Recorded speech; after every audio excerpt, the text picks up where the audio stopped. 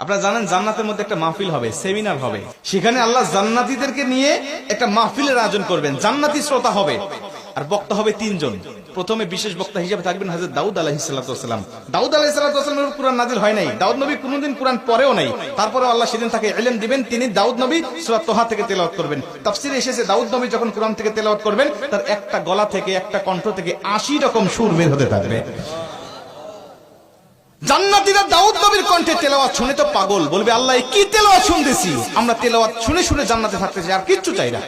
আল্লাহ বলবে এর থেকে কি সুমধুর তেলাওয়াত শুনতে চাও না? জান্নাতীরা বলবে আল্লাহ এর থেকে সুমধুর তেলাওয়াত হতে পারে, আমাদের আর বিশ্বাস হয় না। আল্লাহ বলবে কেন বিশ্বাস হয় না? দাউদ নবীর উপরে কোরআন নাজিল হয় নাই, দাউদ নবী কোরআনের জন্য মার খায় নাই। যে নবীর উপরে কোরআন নাজিল করেছি, যে নবী কোরআনের জন্য মার খেয়েছে, দাঁত শহীদ করেছে, মাথার হেলমেট ভেঙেছে, উহুদের প্রান্তরে রক্তক্ষরণ করেছে, ওই নবীর কণ্ঠ থেকে কোরআনের তেলাওয়াত শোনো কেমন সুমধুর শোনা যায়। আমার নবী যখন সূরা ইয়াসিন থেকে তেলাওয়াত করবেন জান্নাতীরা তো পাগল হয়ে যাবে, বলবে আল্লাহ কোনো হুর চাই না, কোনো গিলমান চাই না, কোনো নাজ নিয়ামত, কোনো শরাব, কোনো ঝর্ণা, কোনো কিচ্ছু চাই না। আল্লাহ শুধু নবীর কণ্ঠে তেলাওয়াত শুনে জান্নাতে হাজার হাজার বছর আমরা কাটিয়ে দিতে চাই। আল্লাহ বলবে জান্নাতি এর থেকেও কি সুমধুর তেলাওয়াত তোমরা শুনতে চাও না?